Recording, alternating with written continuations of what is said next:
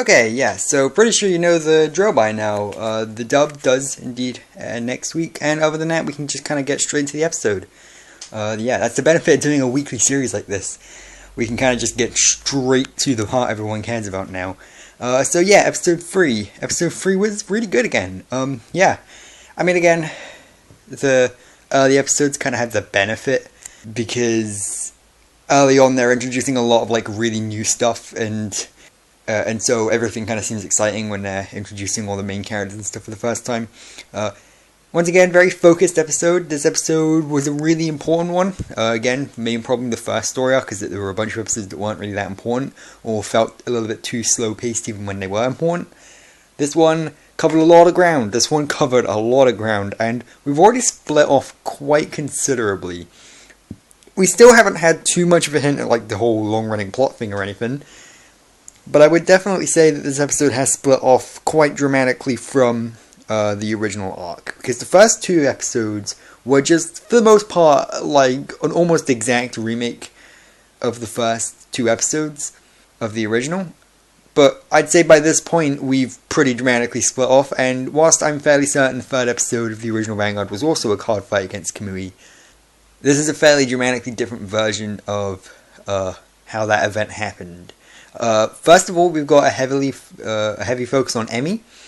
As far as I'm aware, Emmy doesn't get too much focus until later on in the original Vanguard, around about 10 or so episodes in, because she has, like, her whole little mini character arc about her getting into Vanguard as well, and that's already started here in the very 3rd episode. She's already started to learn how to play.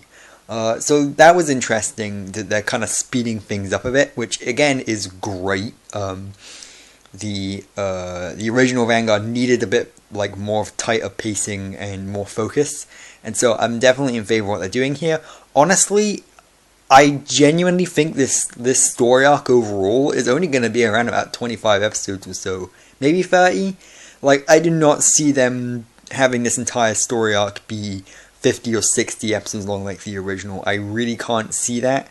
I think they really are trying to be as concise as possible here. And then maybe in the 2nd arc they'll split off even more. Yes. So, yeah, we've already got quite a big heavy focus on Emmy, because, funnily enough, because of the line from the previous episode where her mum was like, oh, do you think he's got a girlfriend now or whatever? And so because of that, Emmy's trying to find out, well, does he have a girlfriend now or whatever? And that leads her to the card shop, where he sees Aichi getting owned by Miwa. Yeah, Miwa, like, the episode starts with Miwa winning a card fight against Aichi, and cool. That was interesting. I'm glad they didn't feel the need to show us that entire card fight, because they could have very easily had, like, another episode in between this one and the previous one that was just focused on Miwa beating Aichi, but I'm glad they kind of just skipped past that. I mean, again, I would have liked to see Miwa get a, like, substantial card fight, because he very rarely did in the original Vanguard, but again, there wasn't enough point to this card fight to really have too much of a focus on it for now. Again, we really are trying to kind of introduce every member of Q4 at this point and give them their own card fight.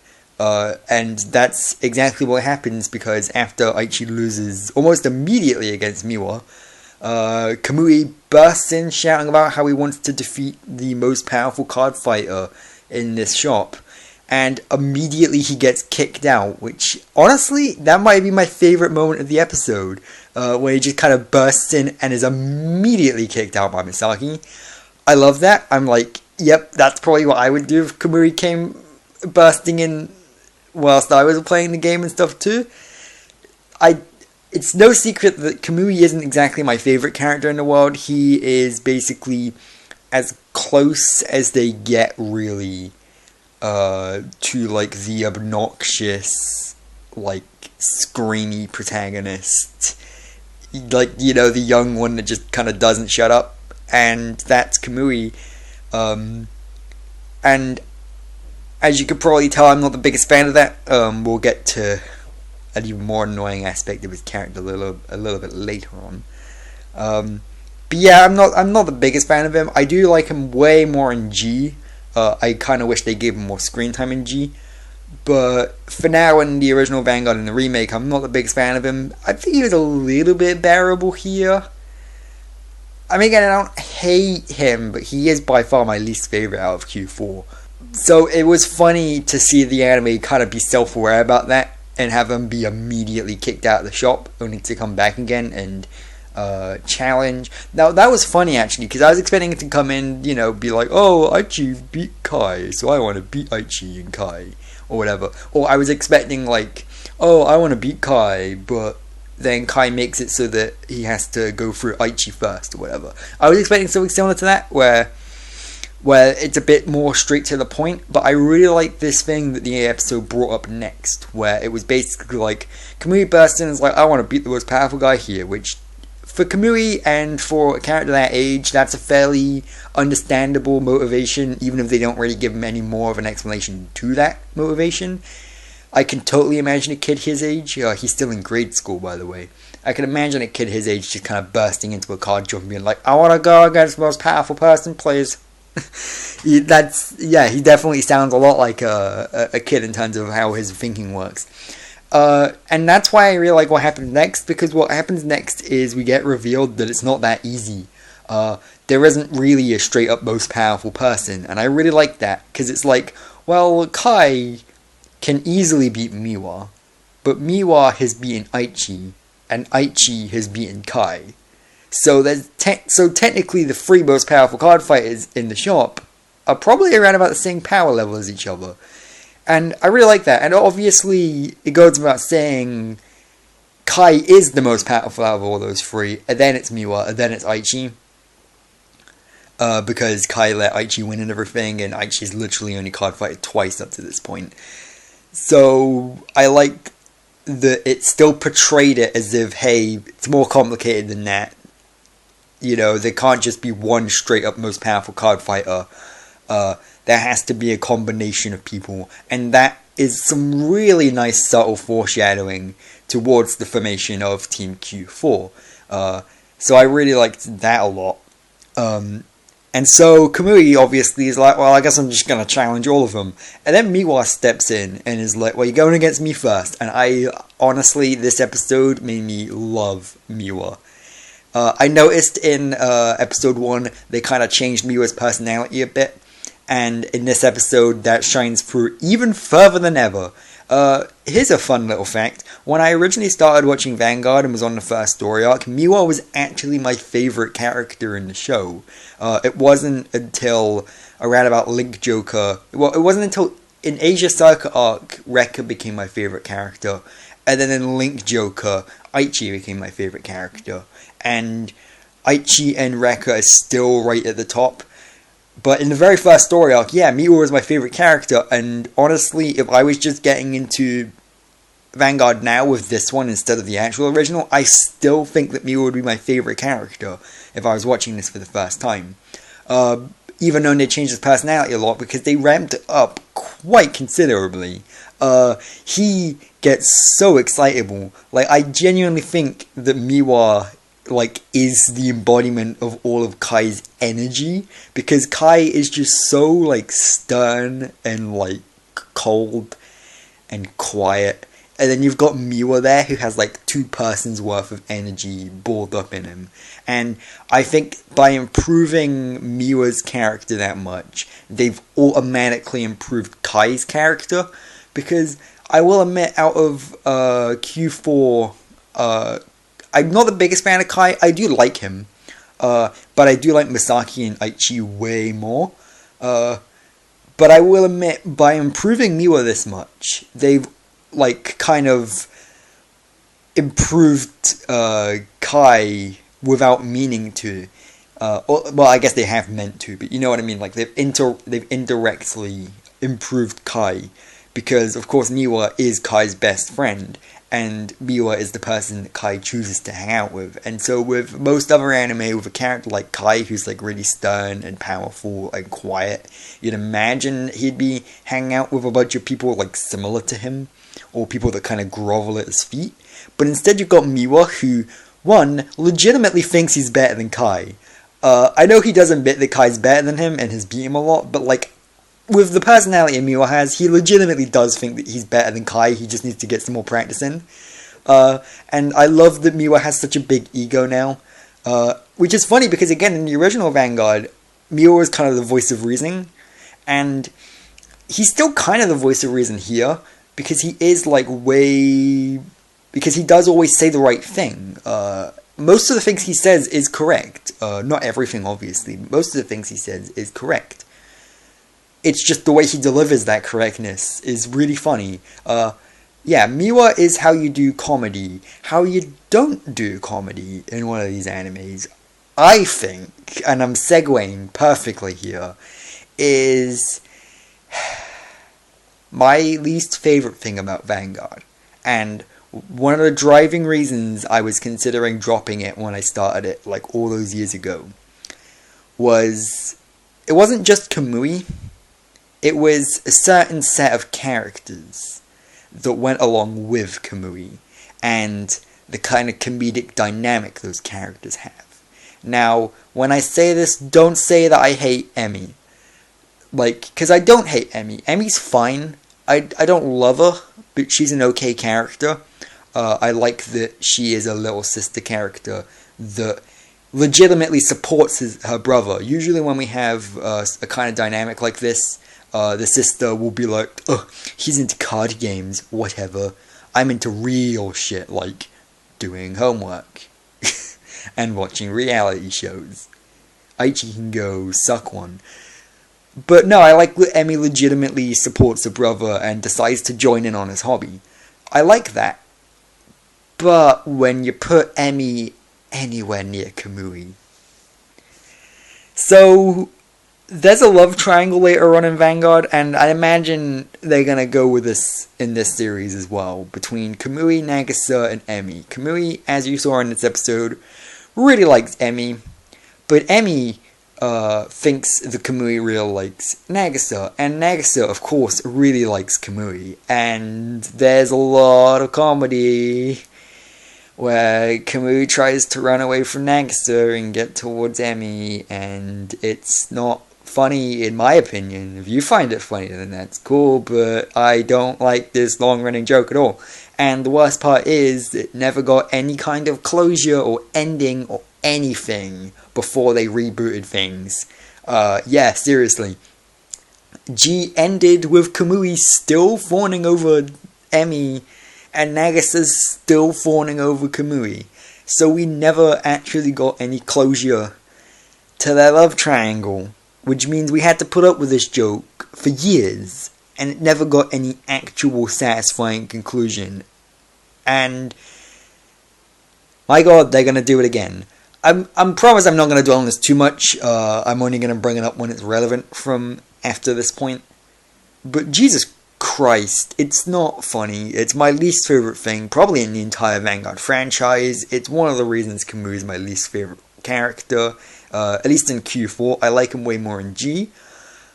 But here, I don't really like him much at all. Yeah. And the end of this episode set that up real hard. They set up the whole love at first sight thing with Emmy. And Kamui stumbling over his words so that he could teach Emmy how to play. And I really... boy, I'm not ready for this. I really don't. So, yeah, in my opinion, when you do comedy in an anime like this, Miwa's cool, Kamui and Emmy, not so much. And it's only going to get worse when they introduce Nagisa, which I know for a fact they are, because they've already released their character design, so... Good, looking forward to that. So, one thing I do like about that joke, though, one thing in this episode where they executed it a little bit better is when Kamui calls Aichi, oh, Aichi Oni-san, oh, Aichi brother, etc. Because, of course, he's saying, oh, he's my brother-in-law because I like Emmy, get it? But Emmy doesn't understand that. When he says that, Emmy just kind of assumes he means like brother as in like a brotherly rival, you know, like, oh, we're we're such hard rivals already that I already consider you family. Which, I mean, I guess it could be interpreted that way, but we all know what Kamui's like. We know exactly what he means. And so I love that so far, that kind of element of it just goes completely over Emmy's head. So that bit was kind of clever. I liked that. But again, other than that, please don't bring this joke back. I mean, again, it's not going to affect my opinion of the series overall, but please. So let's get into the actual meat of the episode. We're already 15 minutes in. So yes, there was a card fight in this episode, and it was again really good. There's not much to really say about this card fight. No, there is quite a bit to say. It was another really short one because again, this was one episode long, but we also got enough time to set up the card fight, have the card fight, and then have some closure and ending after the card fight. So this was a fairly short card fight in that regard. But again, I really liked it. And honestly, unlike the previous one, I'm fine with this one being the length it was. With the previous one, I was like, I could have went for another episode. But with this one was a perfect length. I really liked that this one ended so quickly, actually. And it really showed us how everything kind of devolves, because Aichi already has a grade 3, and as far as I'm aware, Aichi only got a grade 3 a little bit later on, when he pulled one from a card pack. So that's cool. It's cool to see that Aichi, I guess, Reboot Aichi is canon better at card fighting, at least at this moment in time. We'll see how he ends up later on. But right now, he's better at card fighting than Aichi was at the beginning of the original Vanguard. So that's interesting.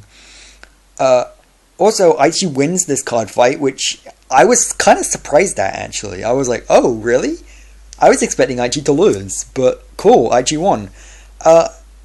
And I really like that, how they used it being a reboot to kind of throw old viewers through a loop. Because in the original, I'm fucking certain, I am certain that Kamui did beat Aichi. And so I was expecting him to, like, again, Aichi, he won once, but that was only because his opponent let him win. And then he lost one. So for his third ever card fight, I was kind of expecting him to lose again. But no, this time he shows a lot of backbone, and I think one of the biggest things this episode focused on was Kai. And Kai's trust and belief in Aichi. That him letting Aichi win his Blaster Blade back wasn't put to waste. He knew that Aichi had a lot of potential, and he fulfilled it here. And that's another thing I really liked about this episode. The rest of the card shop was just kind of crowded around the card fight going on and paying close attention to it and commenting over it. And I really liked that, how it was very kind of spaced out, like every character was saying a lot. I really liked that because it felt like more of a community already. Like, it felt like everyone cared.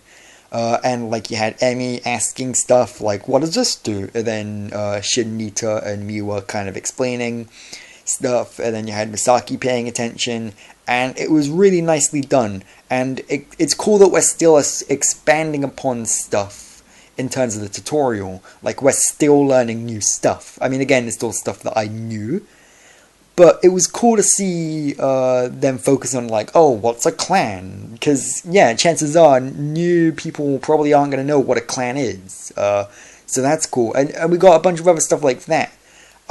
We got the new, like, front triggers. That was cool. And we got the new Excel. Yes, we got Excel, which was one of the imaginary gifts, which gave Kamui a new rearguard circle, which, again, is quite overpowered, but, again, we'll see how it's used.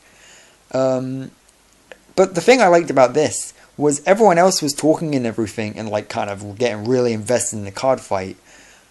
And Kai was just kind of back off and just, like, was barely even paying attention, which I guess is just his way of looking cool, because I could totally believe that Kai is going out of his way to look cooler than he actually is. I think that makes Kai a much more interesting character, in my opinion. But what I like even more than that is everyone was immediately jumping to conclusions. Like, the second Kamui got a damage point on Aichi, everyone was like, well, Aichi's lost then, I guess. Whatever. And then, again, the second that Aichi would like, oh, I summoned Blaster Blade, and everyone's like, oh, no, Kamui's lost. And then Kamui would do something to retaliate, and everyone would be like, well, Aichi, you may as well just give up now, you're lost. I really like that everyone just kind of jumped to conclusions and had absolutely no faith in either of the two of them. And to be fair, again, if I was watching that in real life, if I was really there, a grade schooler against someone who has barely even dueled card fighting before, yeah, I probably wouldn't have much faith in either of the two of them either. But Kai was just kind of sitting at the back going, you're a bunch of idiots. Aichi's obviously going to win. Like, even when everyone thought that Kamui was going to win. He was like, no, you're an idiot. and so I really liked that, how he had a lot of faith in him. And it also kind of taught the message that like, you should really kind of step back and think things through properly before you jump to conclusions like that. Because if you give up when you think you're going to lose, well then Aichi would have lost immediately. That's the thing, it's because Aichi stuck it through and kept pushing forward that made him win. And another thing I really liked is they focused on like the sentimentality of Aichi's deck. Kai pulled some crap out of his ass where he was like, oh, the reason Aichi won is because his deck is so sentimental because he spent so long building it as a child and never got to play with it. And I'm like, I mean, yeah, it's cool that he put a lot of thought into his deck, and it's cool that his deck has sentimental value to it, but that I don't see how that made him win, but sure, okay. I mean, yeah, sure, he put a lot of thought into building his deck, but are you implying that Kamui didn't put any thought into building his deck too? I mean, if anything, I'd say Kamui's deck had way more synergy than Aichi's did, because once again, Aichi has a single copy of Blaster Blade. But at the same time, I like that Aichi's still flawed. And I don't have a problem with Kai being like, oh, sentimentality, because I totally agree. I think I am totally the kind of person that builds a deck based on sentimental value of the cards within the deck, rather than like, oh, how does this stack up against the current meta? I don't have anything against people that do build meta decks and stuff, but I think it's more fun to build with using cards that mean a lot to you, and still managing to win a lot. And so I do like that that's Kai's philosophy when it comes to the game. I was just like, when he said that was the reason Aichi won, I'm like, you probably should give Aichi a little bit more credit than that, because I would say it's a lot more to do with the luck and skill of the draw that Aichi implemented, and him kind of learning and adapting as he went, rather than him building a deck as a kid, you know? So Kai's logic was a bit flawed there, but I'm fine with Kai's logic being flawed there because it makes Kai a more interesting character. I like that he so heavily values sentimental value, and honestly that might be the reason he gave Aichi the Blaster Blade in the first place when they were so young. He was probably like, oh, if I give him this as kids once he's been bullied and beat up, he probably will grow a really big attachment to this card. And so that gives a lot more insight, because again, in the original, when Kai gives Aichi the Blaster Blade, it's like, why are you giving this random kid such a fucking rare card? I don't get it. But here it makes a lot more sense, because it lines up more with his philosophy and meaning. So, yeah. As far as I'm aware, there's not much else to really say about this episode. That was another really long one. Every time I watch one of these episodes, and I'm like, oh, okay, this is probably going to be about like a 10-minute episode or so. You know, I can talk about this for about 10 minutes. And then I just drone on and on and on and on and on and on. And I'm already very, very far through. Jeez, I'm going to have my work cut out for me here. So yeah. Next episode's going to be focused on Misaki, so that's cool. I'm way more interested in Misaki and her backstory than I am in Kamui and his dumb long-running joke. So yeah, see you next week, where we'll be talking a bit more about some more Vanguard.